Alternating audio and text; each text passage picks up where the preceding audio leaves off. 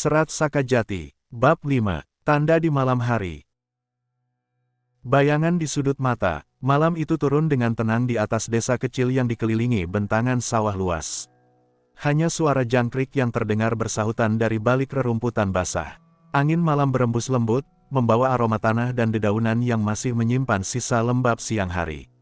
Gelap merayap dengan perlahan, menelan batas antara pematang, jalan setapak, dan pekarangan rumah-rumah kayu yang sederhana. Di kejauhan, beberapa titik cahaya temaram dari lampu minyak berkelip samar, seakan berusaha menahan gulita yang menekan dari segala arah. Api kecil di dalam tabung kaca itu bergoyang ditiup angin, memantulkan bayangan bergerak di dinding bambu rumah-rumah desa.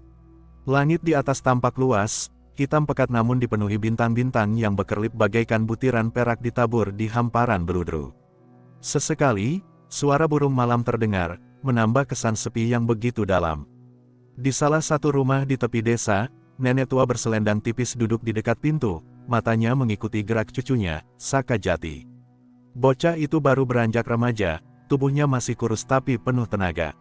Malam ini, ia mendapat tugas sederhana dari sang nenek, menimba air dari sumur di ujung pekarangan. Bagi orang lain mungkin pekerjaan sepele, namun bagi anak seusianya, berjalan keluar di bawah cahaya redup dan kesunyian malam selalu menghadirkan rasa tak biasa. "Hati-hati, Le," pesan neneknya lirih, suara serak namun penuh sayang. "Air di gentong sudah tinggal separuh. Cepatlah menimba sebelum embun makin pekat." Sakajati mengangguk, menggenggam gagang ember kosong. Langkahnya terdengar pelan di atas tanah berpasir, melewati halaman yang dipagari rumpun pisang dan perdu. Suasana malam begitu kental, seakan udara sendiri menyimpan rahasia. Di kejauhan, suara jangkrik masih berulang, seirama dengan detak jantung bocah itu yang mulai teratur namun waspada. Sumur itu berdiri di ujung pekarangan, dekat dengan batas sawah gelap yang tak berujung pandang. Dari tempat neneknya duduk, hanya bayangan samar dari atap sumur yang terlihat, terhitung beberapa puluh langkah saja. Sakajati menarik napas, mencoba meneguhkan hati. Malam desa selalu tenang, pikirnya. Hanya saja, dalam kesunyian yang terlalu dalam, imajinasi bisa saja menjelma nyata. Sakajati tiba di mulut sumur yang sudah renta dimakan usia. Bibirnya dilapisi batu bata merah yang sebagian telah ditumbuhi lumut tipis, licin bila tersentuh embun. Di sampingnya, kerekan kayu berdiri tegak dengan tali anyaman ijuk yang menggantung longgar. Ember logam terikat di ujungnya, berkilat samar ditimpa cahaya bintang yang jatuh di sela-sela awan tipis. Bocah itu menghela napas, lalu meraih gagang kerekan dengan kedua tangan. Kayu terasa dingin, menyimpan suhu malam yang menembus kulitnya. Perlahan, ia memutar tuas, menurunkan ember ke dalam sumur. Suara berderit terdengar setiap kali roda kayu berputar, menimbulkan gema kecil yang seakan menambah hening di sekeliling. Sesekali tali ijuk berdecit, mengiris sunyi seperti suara bisikan samar. Sakajati menunduk, memperhatikan kegelapan di dalam sumur. Lama, lalu terdengar plung, suara ember menyentuh permukaan air di bawah sana. Riak kecil terbentuk, lalu memantul naik, terdengar samar-samar seperti percikan yang jauh. Ia menarik sedikit kerekan agar ember tenggelam sempurna. Tali terasa berat, tegang oleh air yang memenuhi wadah logam itu. Otot lengannya menegang, urat di tangannya tampak jelas saat ia mulai menggulung kembali. Udara malam menyapu kulitnya, dingin, menusuk, seolah angin dari dalam sumur ikut keluar bersama air. Sakajati merasakan bulu kuduknya berdiri, entah karena hawa dingin atau karena terlalu fokus pada setiap suara yang muncul di sekitarnya. Jangkrik masih bersenandung, tapi iramanya terasa makin jauh, seolah teredam oleh bunyi kerekan yang menderit. Setiap putaran tuas membawa ember naik perlahan, berkilauan oleh rembesan air yang menetes dari dasar. Tetes-tetes itu jatuh kembali ke dalam sumur dengan suara tik, tik, tik, seperti hitungan waktu yang tak terburu. Bocah itu menelan ludah, matanya tak lepas dari bayangan pekat di sekeliling. Rasanya aneh, pekerjaan yang biasanya ia lakukan di siang hari kini berubah jadi sesuatu yang menegangkan hanya karena malam menutup semua warna. Ketika ember akhirnya muncul di bibir sumur, Sakajati menyentuh gagangnya. Logam terasa dingin menggigit, menyisakan basah di telapak tangan. Air bergoyang di dalamnya, memantulkan bintang-bintang yang terpantul samar dari atas. Ia menuang perlahan ke ember lain yang dibawanya dari rumah. Suara air mengalir terdengar jernih, tapi justru menegaskan kesunyian di sekitarnya. Untuk sejenak, ia berhenti, berdiri tegak sambil menarik napas panjang. Angin malam kembali berembus, membawa aroma padi dari arah sawah.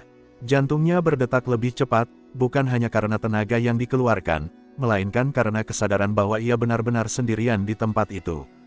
Setiap suara kecil terdengar jelas, setiap gerak angin seolah menjadi tanda. Saat ember kedua mulai terisi, Sakajati kembali menurunkan wadah logam ke dalam sumur. Ia sudah terbiasa dengan ritme kerekan, tapi malam ini setiap gerakan terasa lebih lambat, lebih berat. Matanya sesekali melirik ke arah sawah yang membentang hitam di ujung pekarangan. Hanya siluet batang padi yang bergoyang tipis, hampir tak terlihat bila bukan karena cahaya bintang yang redup. Ia menunggu suara plung lagi dari ember yang menyentuh air, dan ketika terdengar, ia mulai menggulung tali dengan hati-hati. Kerekan kembali berderit, suara kayu tua bergesek yang terdengar begitu keras di tengah sepi. Peluh dingin membasahi keningnya meski udara malam begitu menusuk. Lalu, di sela tarikan kerekan, sesuatu menangkap perhatiannya. Dari sudut matanya, hanya sekejap, sekilas bayangan gelap bergerak di pematang sawah. Bentuknya samar, seperti sosok manusia melintas cepat, lalu hilang begitu saja. Sakajati sontak menoleh. Ember terhenti di tengah tarikan, bergoyang pelan. Pandangannya menyapu ke arah pematang, meneliti gelap yang sama sekali tak menunjukkan tanda apapun. Hanya angin yang lewat, membuat rumput dan daun padi bergoyang. "Siapa?" bisiknya, meski ia tahu suaranya terlalu pelan untuk diperdengarkan kepada siapapun. Hening. Tak ada jawaban, hanya detak jantungnya yang berdentum di telinga. Ia kembali menatap sumur, lalu lagi-lagi menoleh ke arah sawah, seakan bayangan itu bisa muncul kembali bila ia cukup jeli. Tapi tetap saja kosong. Tangan kecilnya sedikit gemetar ketika melanjutkan tarikan kerekan. Ember naik, meneteskan air ke bawah, suara tik-tik kini terdengar seperti gema yang menggandakan kesunyian. Keringat dingin menetes dari pelipisnya. Ia mencoba menenangkan diri, menelan ludah, meyakinkan hatinya bahwa yang dilihat barusan hanyalah bayangan. Mungkin dedaunan besar atau bayangan batang pisang yang tertiup angin. Namun tubuhnya tak bisa berbohong. Tegang, waspada, seolah ada sesuatu yang memang tidak wajar.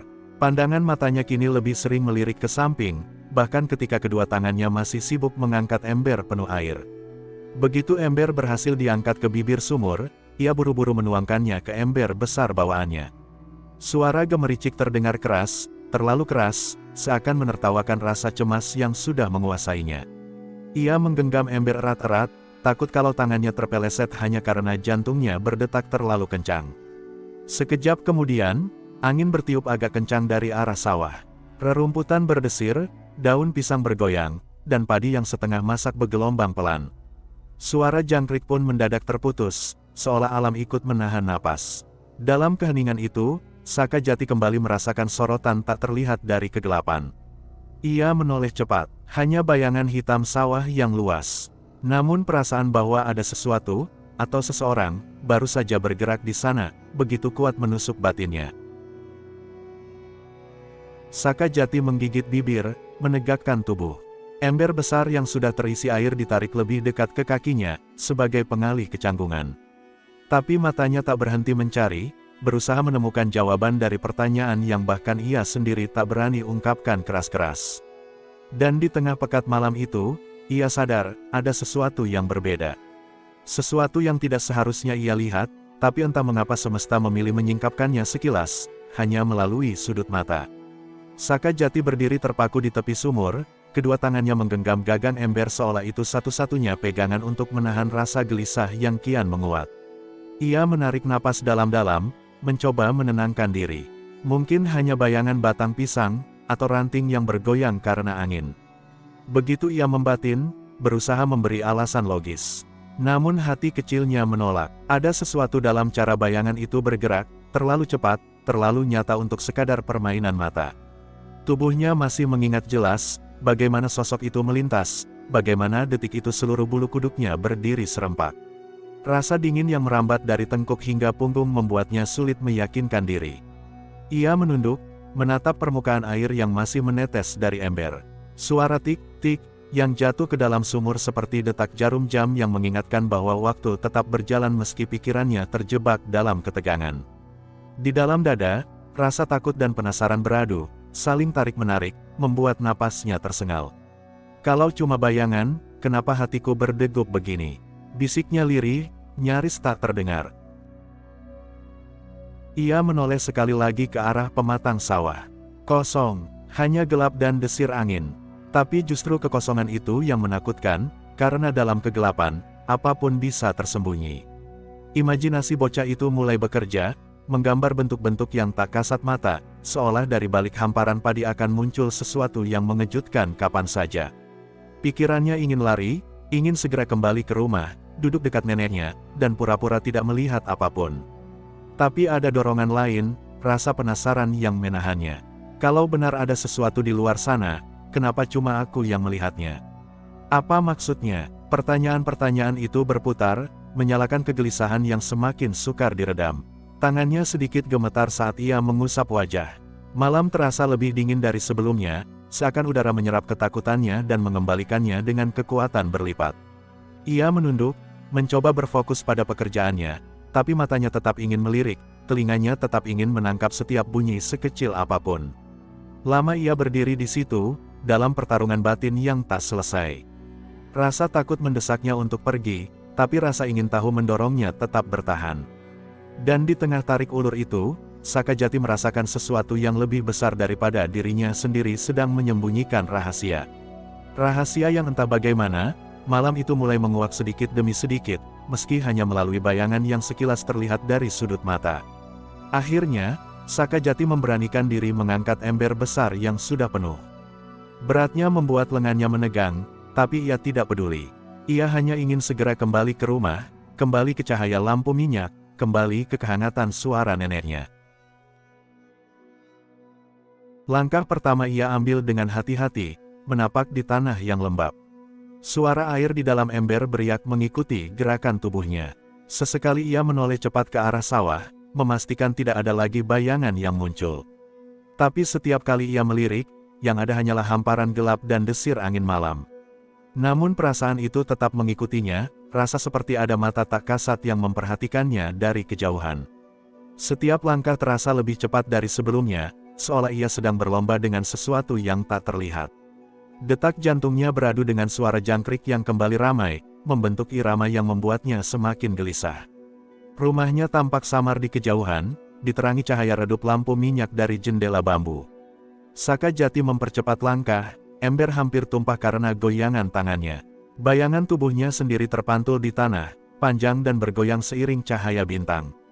Sekilas, ia merasa bayangan itu bukan hanya miliknya, seakan ada bayangan lain yang menempel, berjalan bersamanya. Ia menoleh lagi, dan kosong. Hanya kegelapan, napasnya makin memburu. Setiap langkah terasa seperti mengusir keheningan, tapi juga menambah berat suasana. Hingga akhirnya, ia tiba di depan rumah, langkahnya terburu-buru menaiki tangga bambu pendek menuju pintu. Neneknya masih duduk di sana, wajah tenang penuh tanda tanya melihat cucunya tergesa-gesa. Saka Jati menaruh ember dengan suara duk, agak keras, membuat air sedikit muncrat. Ia menghela napas panjang, mencoba menyembunyikan kegelisahan di balik wajahnya. Namun matanya tak bisa berbohong, tatapannya masih resah, penuh tanya, seakan masih membawa sisa bayangan dari pematang sawah ke dalam rumah.